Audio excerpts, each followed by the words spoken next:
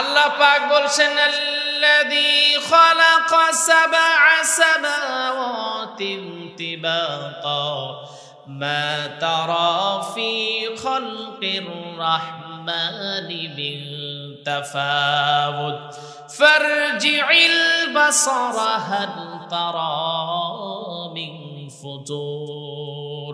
আল্লাহ পাক বলেন সপ্ত স্তর বিশিষ্ট এই আসমানটাকে আমি আল্লাহ পাক সাজিয়েছি। আসমানটার দিকে তাকাও, কোনো প্রকারের ত্রুটি, কোনো খুঁত তুমি ধরতে পারো কিনা দেখো।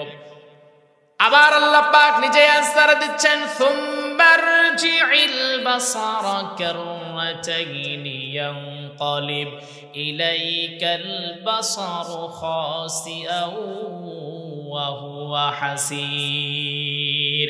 আল্লাহ পাক বলেন অতঃপর তোমার দৃষ্টিটা ফিরে আসবে, ওই আকাশের মধ্যে কোনো ত্রুটি নাই, কোনো খুঁত নাই। এরপর আল্লাহ পাক বলেন ওয়ালাকাদ যায়্যানাস সামাআদ দুনিয়া বিমাসাবিহা ওয়া জাআলনাহা রুজুমান লিশ-শায়াতিন। আল্লাহ পাক বলেন ওই আসমানটাকে আমি আল্লাহ পাক প্রদীপ মালা দিয়ে সাজিয়ে দিয়েছি তোমাদের জন্য। সুবহানাল্লাহ। মালিক, কথা বুঝেন না? কথা বুঝতেছেন না? তিনি আমাদের মালিক, এই জন্য সাজাই দিয়েছেন। আমার ভাইয়েরা, আমার বন্ধুগণ, পৃথিবী থেকে সূর্য হলো 13 লক্ষ গুণ বড়। আর একটা তারকা আছে, যেই তারকার নাম হলো ব্যাটেল জুইস। সেই তারকাটা সূর্যের চেয়ে 33 কোটি গুণ বড়। আমার ভাইয়েরা, আমার বন্ধুগণ, এমন করে আপনি মহাকাশ নিয়ে যত আপনি পড়াশোনা করবেন অবাক হয়ে যাবেন আল্লাহ পাক কেমন করে আকাশটাকে সাজিয়ে দিয়েছেন। আমার ভাইয়েরা, আমার বন্ধুগণ, এইবার শোনেন আল্লাহ পাক দুনিয়াতে মালিক। আমি আগেই বলছি সংক্ষেপে আলোচনা করব, সময় সংকীর্ণ। এরপরে আল্লাহ পাক বলেন আমি তোমাদের মালিক, দুনিয়াতে শুধু না আবার আখিরাতেও তোমাদের মালিক। সেটাও আল্লাহ পাক জানিয়ে দিয়েছেন। সূরা ফাতিহার ভিতর আল্লাহ পাক বলেন মালিকি ইয়াউমিদ্দিন, কিয়ামত দিবসের যিনি মালিক, সবাই জবান খুলে বলেন তিনি কে। ওই দিন আল্লাহ পাক যিনি মালিক হিসাবে ডেকে বলবেন দুনিয়ার ভিতরে যারা বাদশা ছিল, মানুষের উপর জুলুম করেছো, কোথায় তোমরা আসো? কেউ নাই। সেই দিন আল্লাহ পাক ডেকে বলবে কারা দাম্ভিকতা দেখিয়েছো দুনিয়ার ভিতরে, কারা পাওয়ার দেখিয়েছো, কোথায় তোমরা আসো? কেউ নাই। ওই দিন একজন থাকবেন, হুয়াল আউয়ালু ওয়াল আখিরু ওয়াজ যাহিরু ওয়াল বাতিনু ওয়া হুয়া বিকুল্লি শাইইন আলিম। তিনি প্রথমে ছিলেন, তিনি শেষে থাকবেন, তিনি প্রকাশ্যে আছেন, তিনি অপ্রকাশ্যে আছেন। যিনি প্রকাশ্যে আছেন, অপ্রকাশ্যে আছেন, প্রথমে ছিলেন, শেষে থাকবেন, জবান খুলে বলেন তিনি কে? আল্লাহ পাক। তাহলে 3 নাম্বার ব্যাখ্যা হলো তিনি আমাদের মালিক, তিনি আমাদের মালিক। এইবার আসেন আসল ঘটনায়। 4 নাম্বার হলো তিনি হলেন আইনদাতা। তিনি কি? সবাই বলে আইনদাতা। সব ঠিক আছে, এই জায়গায় আসতে পারে আমাদের মাথা ঠিক থাকে না। আল্লাহ আইন দিবে কেন? আইন তো দিবে মানুষ, নাকি বলেন? আইন মানুষ দিবে না? না কি বলেন আপনারা? কি মনে করেন মানুষের আইনে চলবো আমরা? মানুষের আইনে আমরা চলবো না। তিনি আমাদের তৈরি করছেন, তিনি আমাদের লালন পালন করেছেন।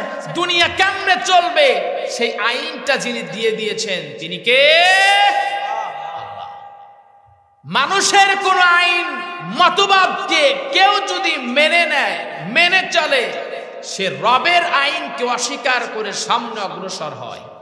আর রবের কথাকে যারা অমান্য করে ফেলে দিয়ে যারা সামনে অগ্রসর হয়, মানুষের বানানো আইনকে সামনে নিয়ে, তারা দুনিয়াতে কখনো সফলতা অর্জন করতে পারে না।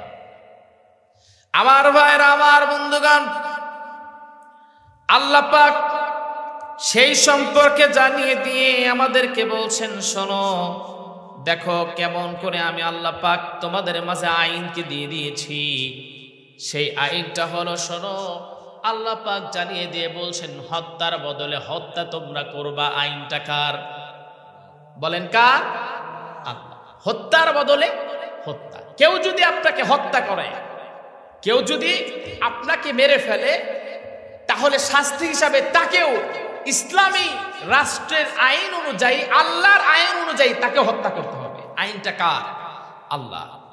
আল্লাহ পাক সেটাও কিন্তু দিয়ে দিয়েছেন, সেটা হলো কিসাসের ভিত্তিতে। ইয়া আইয়ুহাল্লাযীনা আমানু কুতিবা আলাইকুমুল কিসাসু ফিল কতলা। আল্লাহ পাক বলছেন, হে মুমিনগণ, নিহতদের ব্যাপারে, যাদেরকে হত্যা করা হয়েছে তাদের ব্যাপারে তোমরা কিসাস করো। কিসাসের আইন আল্লাহ পাক, আমি আল্লাহ পাক দিয়ে দিয়েছি। এই কিসাসের আইন মানে হলো আপনারা বিচার কার্য করে, কিসাস করে, চিন্তা ভাবনা করে, হত্যার বদলে হত্যা, এটা যদি হত্যা যদি সঠিক হয়ে থাকে, সে যদি করে থাকে, তার বিধান হলো তাকে হত্যা করতে হবে। আইনটা কার? কথা বলেন কার? আল্লাহ। এই বাংলাদেশে নিরপরাধ যে সকল ছাত্রদেরকে বিগত কিছুদিন আগে, কয়েক মাস আগে হত্যা করা হয়েছে, শহীদ আবু সাইদ থেকে শুরু করে যত স্টুডেন্ট ভাইদেরকে হত্যা করা হয়েছে, তারা যারা হত্যা করেছে তাদের এই দেশে ফিরিয়ে এনে হত্যা করতে হবে। আইনটা কার? সবাই বলেন কার? আর এই আইনটা বাস্তবে রূপ দেওয়ার জন্য বাংলাদেশে বিএনপি, জামাত, আরো যারা আছে সব দলকে একত্রিত হয়ে এদের শাস্তির আওতায় আনতে হবে ইনশাআল্লাহ। খারাপ লাগতেছে? আমি কিন্তু আগেই বলছি, আমি একটু বেকায়দার লোক। কোরআন দিয়ে আঘাত করবো, আপনি না পারবেন সহ্য করতে, মেনে তো আপনাকে নিতেই হবে। কারণ আগে আমি বলে নিচ্ছি যে কোরআন সত্য, আপনি মিথ্যা। আমি কিন্তু আগেই বলে নিচ্ছি। আমার ভাইয়েরা, আমার বন্ধুগণ, হযরত ওমর রাদিয়াল্লাহু তাআলা আনহুর সময়ের একটা ঘটনা, যদিও এই ঘটনাটা আমি আপনাদের শোনাতে চাই। নবীজির সময়ে একটা যুবক ইসলাম কবুল করেছে। ইসলাম কবুল করার পর তেনার টার্গেট হলো মুহাম্মদ সাল্লাল্লাহু আলাইহি ওয়াসাল্লামের রওজা মোবারকটা একটু জিয়ারত করার জন্য আমি যাব। রওনা দিয়ে দিলেন, তার একটা উট নিয়ে রওনা দিয়ে দিলেন। টার্গেট হলো তিনি নবীজির রওজায় জিয়ারত করতে যাবেন। রওনা তিনি দিয়ে দিয়েছেন। রওনা যখন দিয়েছেন, মদিনা এখনো তিনি পৌঁছান নাই, এখনো তিনি রওজা মোবারকের কাছে পৌঁছান নাই। একটা জায়গায় তিনি বড় ক্লান্ত, শ্রান্ত, পরিশ্রান্ত হয়ে তিনি ঘোড়াটাকে বেঁধে তিনি ঘুমিয়ে পড়েছেন। হঠাৎ করে এই উটটা ছুটে গিয়ে, উট বেঁধে গিয়ে তিনি ঘুমিয়ে পড়েছিলেন। উটটা ছুটে গিয়ে একটা খেজুরের বাগানে প্রবেশ করলো। খেজুর বাগানে প্রবেশ করার পর সেই খেজুরের পাতাগুলো, খেজুর গাছের ডালগুলো মুচড়ায়া মুচড়ায়া কামড়াতে শুরু করলো। এইটা দেখে সেই মালিক, সেই খেজুর বাগানের যিনি মালিক ছিলেন, তিনি এইটা দেখে উটকে সে বড় একটা ইট দিয়ে মারছে, ঢিল মারার কারণে উটের মাথায় সেটা লেগে উট ডাইরেক্ট ওই জায়গায় স্পট ডেড মারা গেছে। এখন ওই যুবকটা ঘুম থেকে ওঠার পর তিনি চিন্তা করলেন, আমার উটটা কোথায়? খুঁজতে লাগলেন, খুঁজে খুঁজে পান না। যখন তিনি খুঁজে খুঁজে পাচ্ছিলেন না, চিন্তা করলেন উটটা গেল কোথায়। একটা সময় তিনি দেখতে পেলেন একটা মুরব্বী জায়গায় দাঁড়িয়ে আছে, তার সামনে তার উট খারাপ মরে পড়ে আছে। মুরব্বী এইবার ডেকে বলছে, বাবা উটটা কার? উটটা এসে আমার খেজুরের এই বাগানে লেগেছিল, আমি ইট দিয়ে ঢিল মেরেছি, সেই জন্য উটটা মরে গেছে। বেচারা যুবক মানুষ চিন্তা করেছে, মরুভূমির জাহাজ বলা হয় উটকে, আমার উটটাকে মেরে ফেললো। আমার চিন্তা হলো নবীজির রওজা আমি জিয়ারত করতে যাব, সেটা তো পারবো না। এই চিন্তা করে রাগের মাথায় ইটটা তুলে মুরব্বীর দিকে মারছে, মাথায় লেখে। বেচারা বুড়া মানুষও মারা গেছে। আমার ভাইরা, আমার বন্ধুগণ, ইতিমধ্যে ওই ওই বৃদ্ধ মানুষের 3জন সন্তান ছিল, 3জন এসে জায়গায় হাজির। ধরে নিয়ে গেলেন খলিফাতুল মুসলিমিন হযরত ওমর রাদিয়াল্লাহু তাআলা আনহুর কাছে নিয়ে গেলেন। হযরত ওমরের সামনে গিয়ে ডেকে বলছেন, ওমর, খলিফাতুল মুসলিমিন বিচার করে দেন, এই যুবকটা আমার বাবাকে ঢিল মেরে সে হত্যা করে ফেলেছে। আমার ভাইয়ের আমার বন্ধুগণ, আল্লাহর আইন অনুযায়ী, কোরআনের আইন অনুযায়ী হযরত ওমর রায় দিয়ে দিলেন, সেটা হলো এই যুবককে এখন হত্যা করা লাগবে। নিয়মটা কার? আইনটা কার? সবাই বলেন কার? আল্লাহ।